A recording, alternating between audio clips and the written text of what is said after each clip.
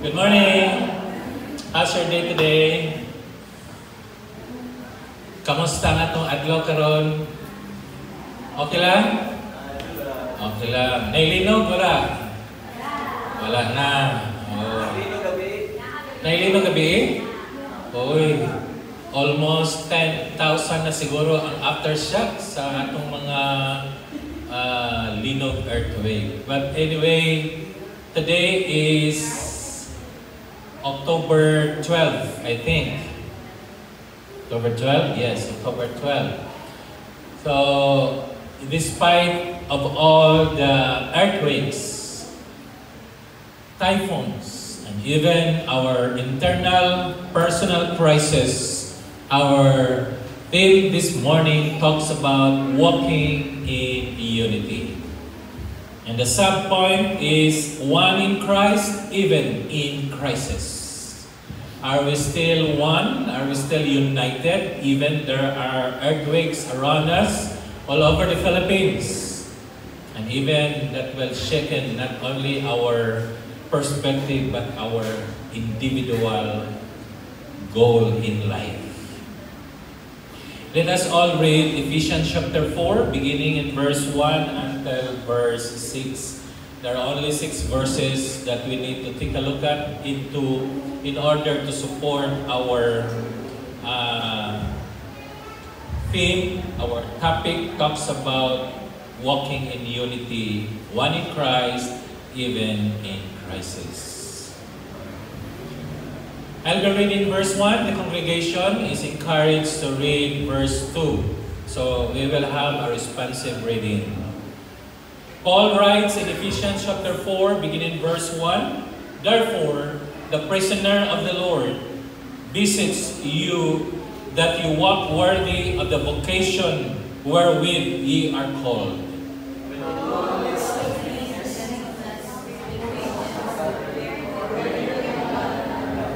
Endeavoring to keep the unity of the Spirit in the bond of peace.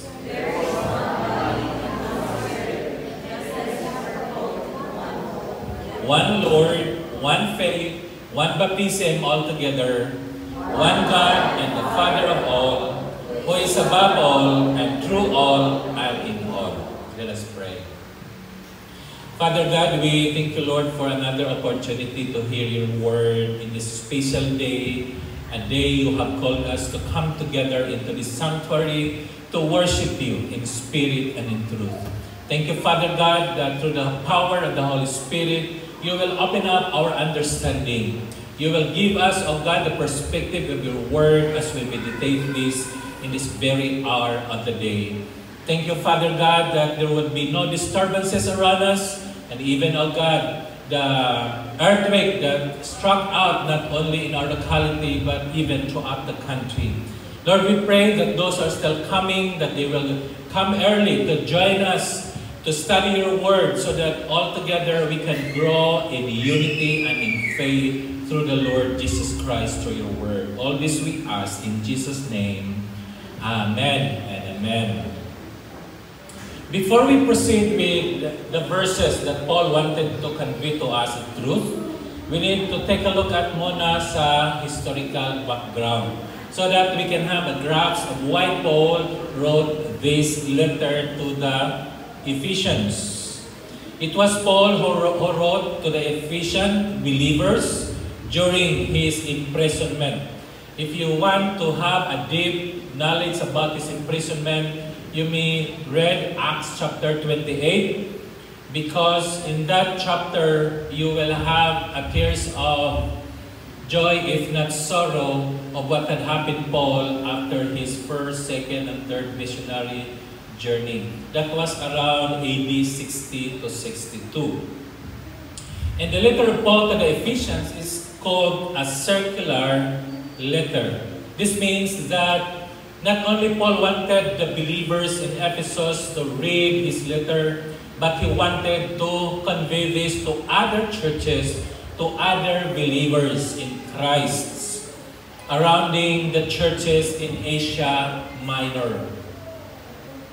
So, in Ephesians chapter 1, in chapter 1 until chapter 3, We call this as a doctrinal statement of Paul on what God has done, not only into his life, but as well as to the life of the church.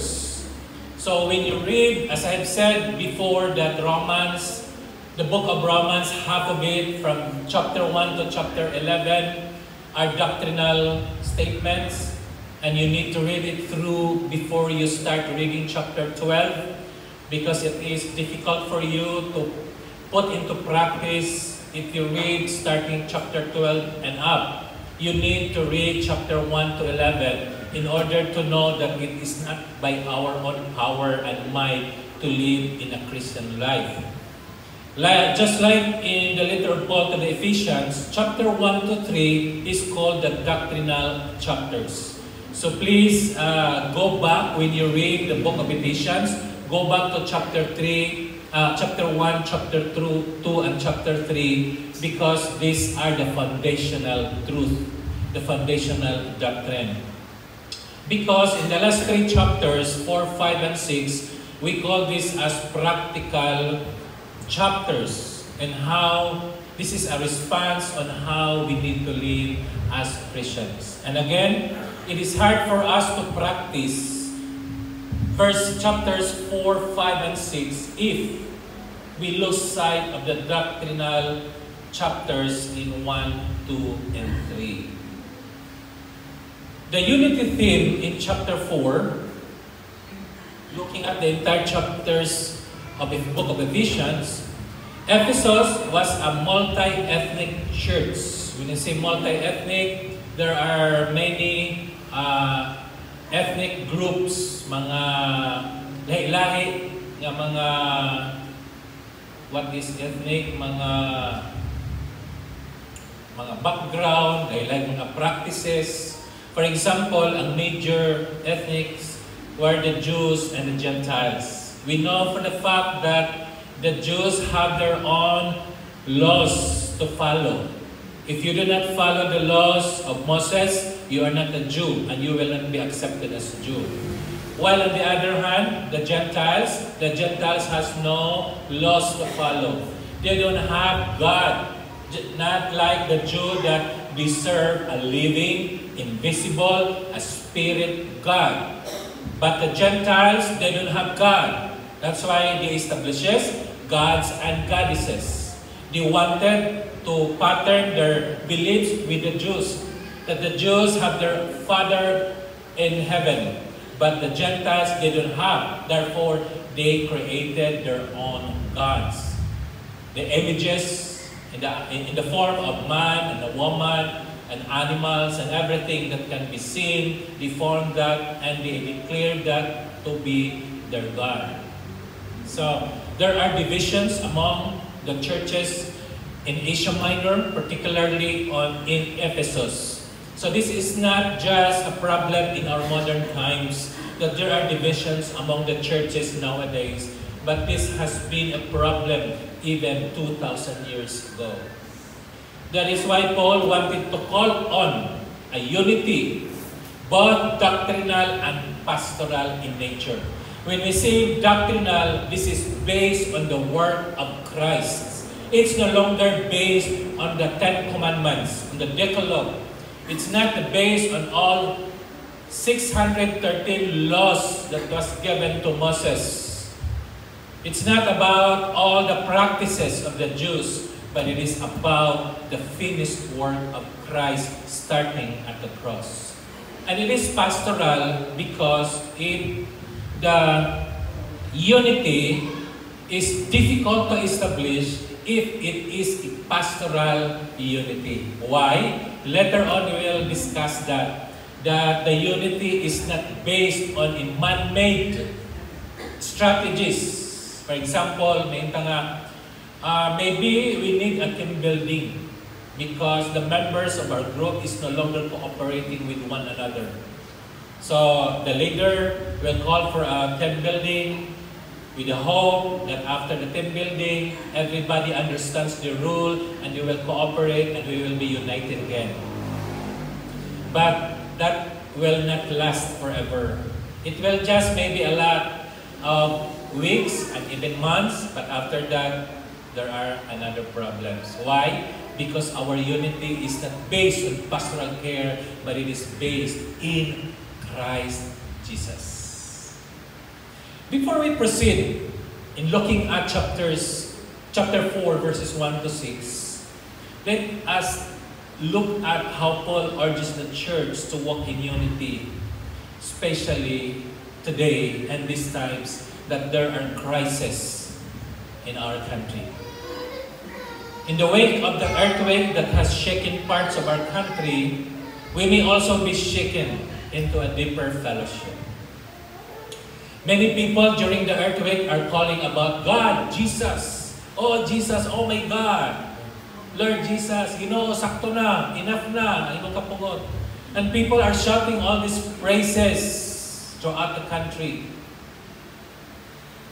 May this sermon will also shake in our fellowship with one another as we face not only our personal crisis, but facing the crisis in the country. This is not just a sermon. It is a call to act, to pray, and stay united as one family in Christ. No one can shake our unity, even the earthquakes, even the typhoons, even our personal problems we are facing day after day. That's why our subtitle says, One in Christ, even in crisis. This was also the unity theme of Paul in Ephesus, that the Ephesian Christians need to be one in spirit, one in hope, one Lord, and one faith. So let's start talking at verse 1 in chapter 4. Paul writes that he said, therefore the prisoner of the Lord, this is referring to himself, beseech you, he's calling us, that we need to walk worthy of the vocation wherewith ye are called. Now this is a King James Version. And in the King James Version, it is hard to translate this in our modern English. The word walk worthy, that means walk, lakaw. Saktong imong paglakaw. But let us see the original Greek word and meaning of the word walk and worthy. The word walk in Greek is peripatesia, meaning to walk, live, conduct oneself. So, it should be interpreted as walking, like ang mga tao maglakaw, minsan hambuga po rin tawhan na mulakaw. Na yung mga tao maglakaw na hambugiro. Just like my nephew, when we were in college, na naami sa Tagbilaran Baptist Church, nagsimba, maglakaw na siya, magsigba na. So the rest of the young people says, hambuga po rin tawhan na. Nakadagamabi nilagi, lahang tingog. Hambugiro man ka, John. Siya hambugiro. Sabi niya, nilakwan. Suko na ba ka? O ka masuko. Mamaya ha. Yung samot. So, yung siutian pa kay gahi, mabini, plus yung nilakwan pa yun, nga medyo hambugiro ng nilakwan, pwede, nga atong ingnon nga, this is a physical walk. Walking around the aisles while everybody is looking at you during your wedding day. Nindot po da. Tarong naglakaw ha, ayaw nang pinapaspas, ayaw po nang pinahinay, ayaw po nang pinakiay, pinapaso nga professional. Diba? Nga nanang isulti sa atong mga choreographer. Walk also meaning is to live. That means how you live your life.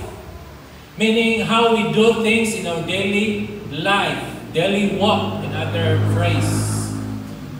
And conduct oneself. How do we conduct ourselves in our daily routine, in our daily work, wherever we are?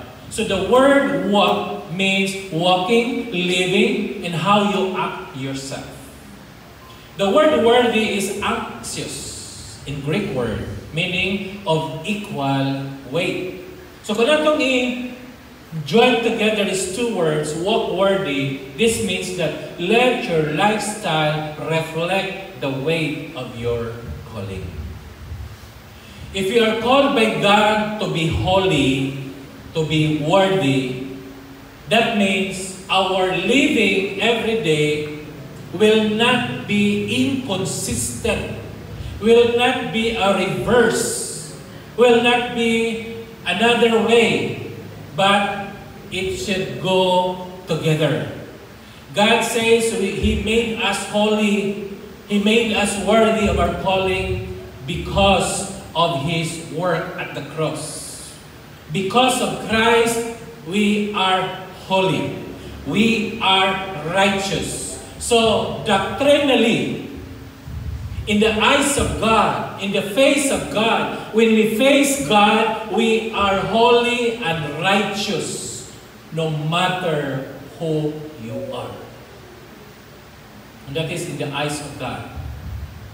But when we be in the eyes of man, you are not holy. You are not righteous. Mingon lang mga tao nga, wow, buutan ka when you do good. Pero okay ka mahimong mayo, kamaldito ba sa mo, Christian man unta. The people may give description on who you are based on your performance. And that is true, wherever we are. And that is why many people will not believe that we are already holy and righteous. Because they only base our holiness and righteousness upon our performances daily. And ang lisod nato sila i-convince. It's hard for them to convince that we are holy and righteous because they don't have relationship with God. They don't know the doctrinal issue, the doctrinal teaching of the Word of God, that once you accepted Christ as your Lord and Savior, that you are in Christ, in the eyes of God, you are holy and righteous. So which prevails? Which is more long? Which is more in eternity? The way how God looks at you, or the way how people judge you. Manay nahitabo ni Paul and the rest of the apostles and our Christian martyrs. Even if we suffer in this earth for many years, 10, 20, 30, 40, 50 years, even 100 years, but it cannot be compared to the happiness, to the presence of God in heaven forever and ever. That is how Paul established himself. That he has been called by God, and because he has been called by God, he said also to the Ephesians, you are also called by God. Therefore, let us live according to our calling. And what is our calling? You are called to be holy and righteous. Therefore, we need to change the way we live in this earth. Pastor Lizard, labi na nakisilingan ng mga marites, labi na nakikauban sa opisina ng sep-sep, labi na kay mga classmates dito sa eskwelahan nga sep-sep sa maestra, bisag bulok, mga piganin ako, taas lang grado. And that was my thinking before when I was in my high school. Mga pina sila nako na sila'y mathematician, mga ako ba yung perfect. Di ba ako sulti, di mo naman sa kikhansap na ako, tuloon ko ni ma'am, makalimot man ko sa akong tubag, kay mukurog man ko, kay para man ko sa katalawan. However, the calling of God to live is to be consistent with our calling. That's verse 1. Verse 2, this is not the attitude that promotes our unity among us. He said, with all lowliness, meekness, with long-suffering, forbearing one another in love, enduring to keep the unity of the Spirit in the bond of peace. Kung natin isang i-summarize into one slide in order to have a grasp on what Paul wanted to convey to us, on the attitude that promotes unity, Paul wanted to convey that we need to be humble. Dili ta hambugero. Well, of course, Christians are not hambugero. But look at the people around you. Luwas na ka. Ingon anak ka. Na makapagay ka ganina. Mayroon ka ito sa langit. See? Nangupya pa mga ni ka na ako ganina. Karoon nga, sige lang, matay ko ron. Langit naman ko. Bahalag mapiit ko sa earthquake. Anyway, langit naman ko. Ang sasorti sa mga tao. Tohe, langit. Lurat pa na yung matang dako. Mayroon ka, langit ka. Yes, of course, we need to be humble. I go to heaven not because of what I'm doing, and not because of what I have done before. I will go to heaven because God called me to go to His place. Ikaw, gusto ka patawag ka? It's evangelism already. Gusto ka? So, ang buwan, kasi nitawag na ko karon. Kasama na itong Biblia, di ba? Tawag ka. Nawa, Romans chapter 10. Those who call upon the name of the Lord shall be saved. Diba? Evangelism na. Number 2, he said, power under control. This is now how we control the emotional power within us. Dili ta maghambog nga, sige, ako kuno sulay. Kay ako ra ba sa una, so ako Ginoo, grabe kay ko. Sige, sulay ko. Pagawason ko na nako. Sa to kayo pa nang itaguan. And other Christians who do not understand this is, they said, mao na nga ikaw kinahanglan ka mo dawat tas Ginoo kanunay karon nga ang imong dawtang kinaiya dili masuppress na. The truth of the matter is that we are still in this earth. We are still on our human flesh. We are still in our old mind and emotions. Manang do not tayo struggle. However, our spirit has been saved eternally. And the Spirit of God lives in our spirit. Muna nga doon na tayo Holy Spirit in us that makes us holy. Those who do not have the Holy Spirit of God inside in themselves, they are not holy. Only those who accepted Christ as their Lord and Savior. That Christ that lives in us that makes us holy and righteous. I hope that is clear. But for those who listens to us, if you don't have Christ in your heart, you need to be sure that you believe in the Lord Jesus Christ, and that belief that you have that will enable you to call upon the name of the Lord in order for you to be saved. Number 3 is patience or long-suffering. Mana nga bisag grabe na to ka suko mapugnan na to atong kagalingon. Manang those who testify when they were Christians, he said, sa una di ko kapugog. Sa una nagbaba na ako gabon patak-patak na kaayo. Pero karon na kay Christ, murag lisod naman isulti sa mga yawa, mga kolera, mamatay ka, uban pa.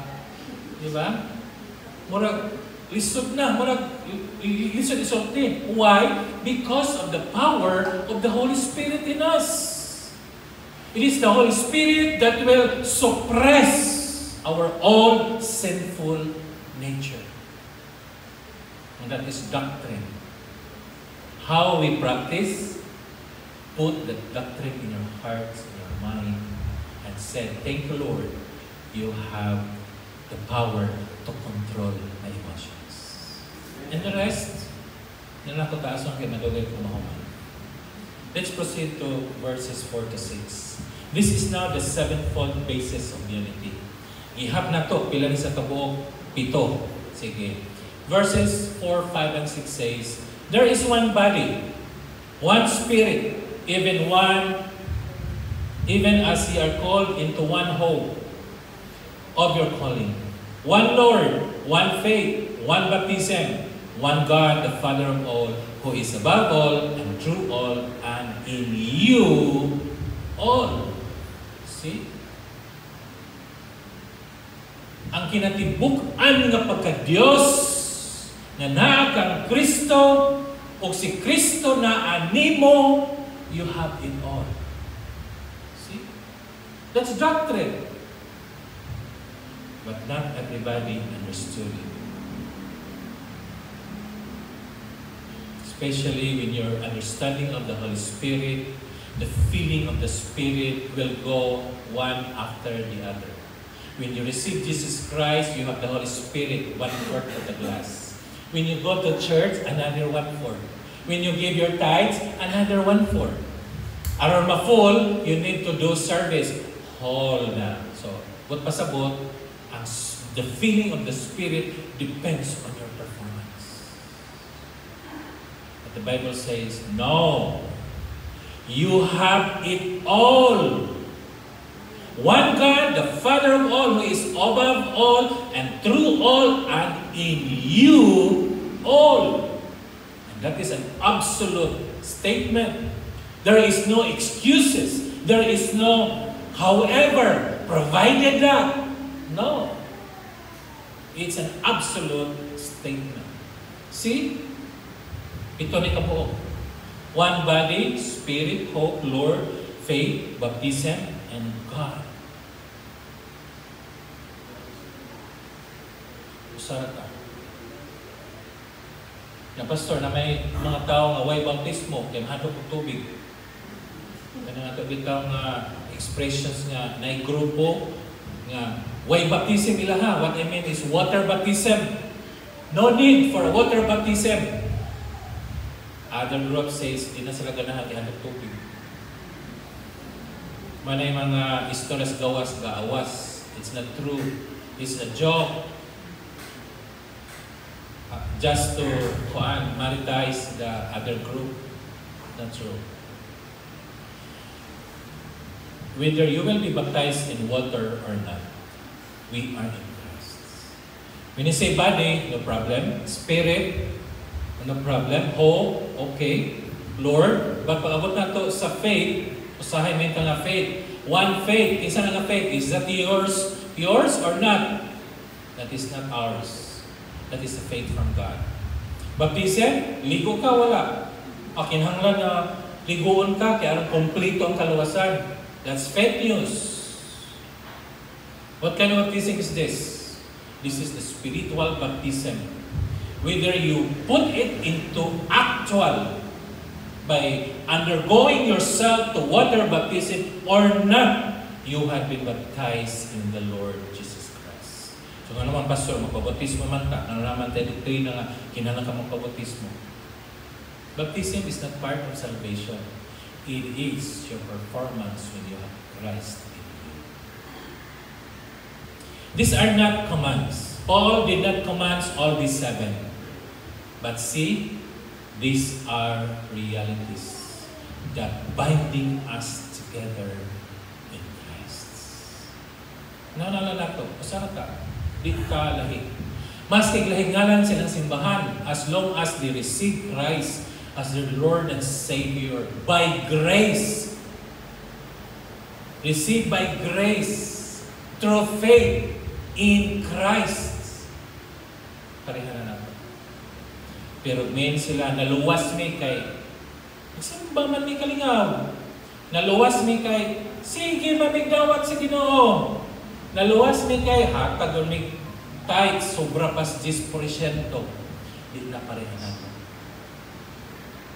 They are not part of the body of Christ. Only those who are saved by grace through faith in Christ alone. Kanaka. If we have that, then we are all one in Christ. Maski, kung siya mahitabo, like mahitabo sa Cebu, dito sa Davao, dito sa Baguio, manya karon ang kadlogan sa mga tao is the big one. Ngayon sila ang big one ko nung naadi na sa fault line sa Metro Manila, nadagkog yung mga building. Pagkanaw na ko dito, ay, wala na apel sa San Juan, okay na pumatog sa mga office dito sa San Juan. Kaya wak ma-apel ang among San Juan na apel sa fault line. Nga nang pumawis ni Babaw, gawin mami dito, na di man dako na building amo, 1 floor naman amo, so di may mahadlok. Ang problema lang namo, kang ilang di ko sa among building, na dito ang tanang pipe sa water system. Kung hindi pwede mo tukod ng duha ka building, di ay duha ka story. Eh. Ang ilam na ito mga tubig, ang mga lumos na laboy na tututaan ng isa. But what happens to them, whatever their reactions, whatever their situations, they are our brothers and sisters in Christ. If you know of somebody, a Christian, a believer, that in need of help, why not help them? Why not send your chicas? Your 100 pesos maybe can help them drink a water or have one meal a day. We are one.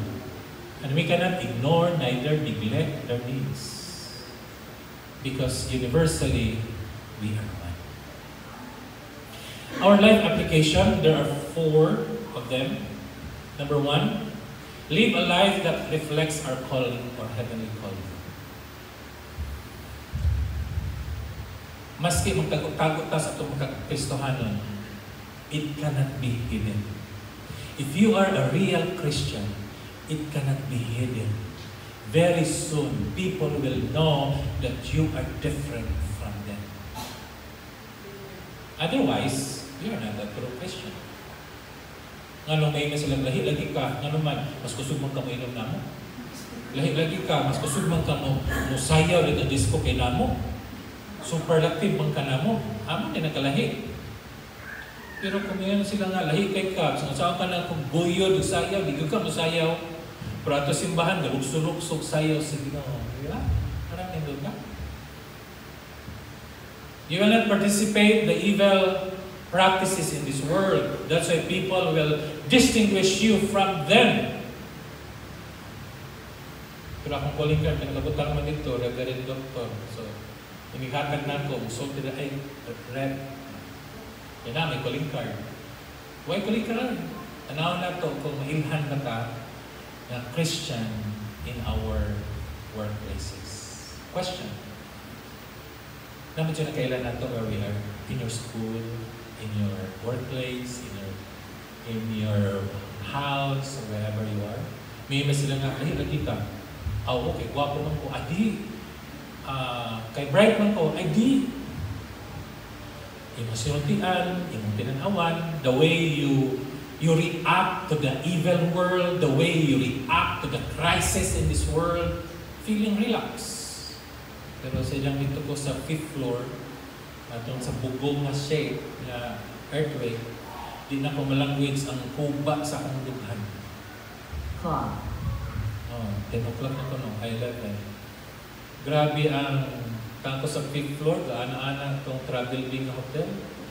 Wala ko kayo ba sa bahaton, akong kauban to, alam nagawas ako, namira pa ko sa ibang gamit, suits kong bag, ganda-gandagan ko pa yung sa ubos, ingat ito ko sa karsaga, dugay na wa akong kuba. Christian man ko, pastor pa ito, ito nga nung ingat natin, nag-ibati. Di lang yung pastor na. How much more ka ito? Huwag Ginoo, magsingit-singit. Well, we cannot guarantee that I am a pastor and will not have that experience. But again, sa asa pa ta, we need to live like a heavenly citizen. Number 2, let us cultivate Christ-like attitudes that preserve unity. Christ-like attitude is Christian attitude. So, if we practice Christianity, there would be no problems in unity. Why? We understand people. We do not insist ourselves to be the one, to be true, to be the leader, the top. No. That's why we can work bisan asa ka. Maski kaaway na nimo, you can still work. Ano to? Anong story mo lang sila, grabe man ang gibuhat na niya nimo? Okay lang. Because that is Christ-like. Number 3, let us recognize that Christian unity is Spirit-created, not man-made. Remember kanina sa Kingon, we will discuss this. Kana atong pagkahiusa is not because of your pastor. Buutan mo si pastor, maayo mo na yung pastor, mana nga na united me. Maayo man namong leader, na united me. Doctrinally, you are united because you are one in Christ. Secondly, na sustain imong pagka-united with among yourselves because of the good leadership in the church. Dili pwede nga imong ingnon nga united me tungod sa tao, but united me tungod sa balaang espiritu. Kay kining tao nga nag-lead na mo, makasasala po na, mahadlok po na, masuko po na. But because of the calling of God, we are united as one. It's not because of somebody else. And a Christian should work together. Maski dili sa nga dili ang ngayon nato i-work, but we are mandated by God to work in unity. That is doctrine. And lastly, stand on oneness in Christ. Ano lang yun? We have no other common ground but in Christ. Tungod kang Kristo, tungod kay Christian ko, tungod kay nangalagad ko sa Ginoo, I can work with whoever, whatever you are and they are. It will not distract us from working together in the church and in the religious groups of believers. Why? Our common ground is in Christ. So the big idea here is, in Christ, we are united as one. One. Dili na siya as one. Kundi as one. Okay, ato ko nung balikon. Ready, go. In Christ, we are united as one. Dili aswang ha. Okay, kuha na. Wakwak ng aswang. Ang aswang, kato mga tao nga walay Christ. Ganahan ka? You have Christ in your heart? Receive Him as your Lord and Savior. Accept Christ as Lord and Savior. Accept Christ as the only offering. That through the blood of Christ, as we just sing the song this morning, through His blood, He made us white as snow. He made us righteous and holy in His eyes. So accept Him now as your Lord and Savior. And you will be part in one body of Christ, because in Christ, we are united as one. Let's pray. Father God, we thank you for your word this morning.